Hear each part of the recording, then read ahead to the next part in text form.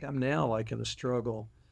As I'm older, I feel like more of my energy should go to saving Nashville because Nashville has had the, you know, it's hubris. I mean, we started to believe we were the it city, Right. and instead of investing in what made us the it city, the music, the creative talent that is here in town, we've spent all our money on incentivizing people to build towers, businesses to move here that came here because of the music. They're attracted to the creative city, but there's been no investment in that grassroots. I mean, if you go up and down Lower Broad, our talent budget at Acme is $600,000 a year. We're paying that directly to musicians. Every other place up there passing the tip bucket, passing the tip bucket. The city collects a hotel motel tax, and that goes to promote the city, but they're incentivized to promote hotel rooms. So that's why we have big parties and parties in the streets. You know, right now what we're advertising to the world is come to Nashville and party in the streets, and they do, and they puke on the sidewalk. But yeah, no, it used to be where come to Nashville and make a hit record. You know, come to Nashville and see the cool, creative things that are happening. We're the only place that welcomes rap music and anything diverse at Acme. Everything else is just, you know, cover tunes from the 1990s, and some of it's not even country music, and it's just played real loud. And you look at the audience. I say a skunk gets his gets his reputation from the advertising it gives himself. We're a skunk right now. We're telling the world just come here and get, you know, party in the street. I think, yeah, I would much rather have them come here and see cool music venues and spoken word and all these different kinds of genres. I mean, you see so many country music people that are playing jazz, you know, in little clubs. I mean, it's all, the talent is here. It's just we're not putting them on that platform and on display.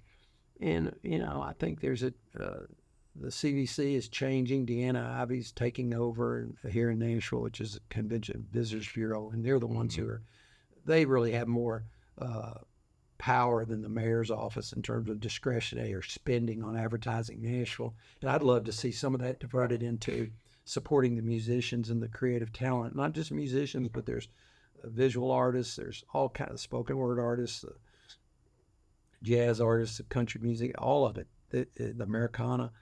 When you go downtown and Americana Fest is going on, you see a whole different type of person there. There are people there that are really there for the music. Right. Right now, if you walk down there, all you'd see is people that are here to get drunk and party.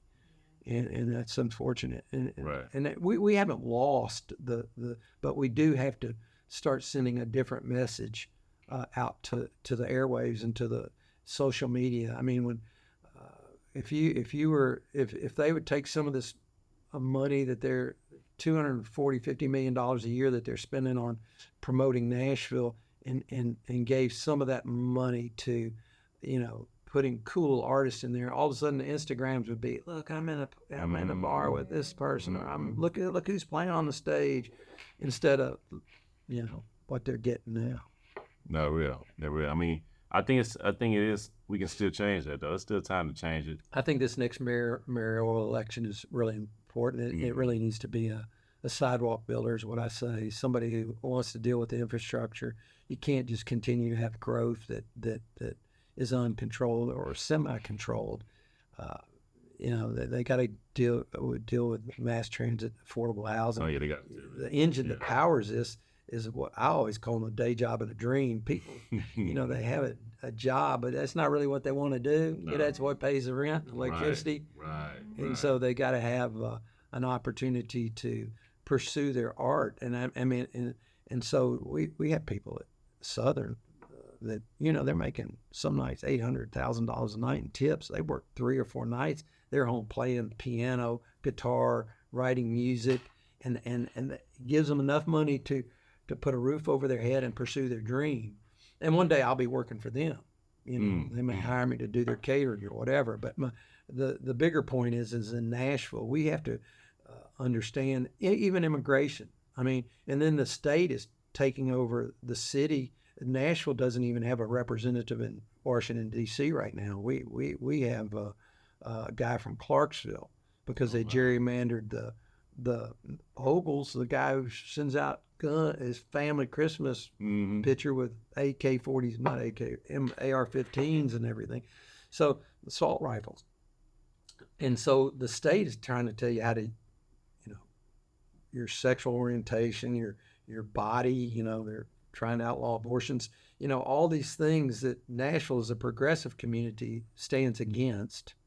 And so, and all this is, I say all the negatives, but it's going to take grassroots organizing where people of like minds come together and really organize and get out the vote, because the vote's the only thing that can change people. You can't win against money. You can't win against the state. Is and it's unfortunate because 15% on either extreme are never going to agree, and they're always going to be adversity, and they're going to attack each other. And everybody, I can say this, I guess, podcast, but it's mental masturbation. Everybody is wanting to hear just repeat what they already believe. No, real. Repetition. And the vast majority of us want, let's have civil conversations. I mean, John Kennedy used to say, healthy controversy is a hallmark of healthy change. When Martin Luther King came to Nashville, he didn't come here to change the community. He came here to learn from the community. Right. And so, and you got these Fisk University, and you talk about. I'm getting way off subject here, but it's all right. Excuse me. You get off on, Tennessee State where you went, and Fisk University in Meharry. Meharry used to graduate more black doctors than anywhere in the world. 42% of the African American doctors graduate from Meharry.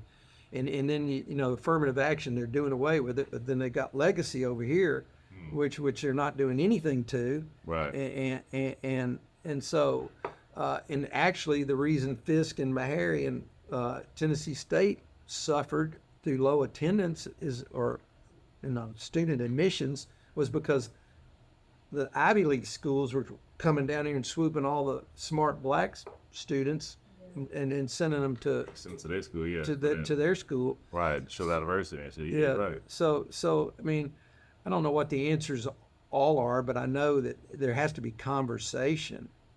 And if you're on the extreme on either end, and I mean, I used to, get my little, I echo chamber going, but right now I'm more for enlightenment. Let's have conversations. Let's have conversations. I mean, it needs to happen, man.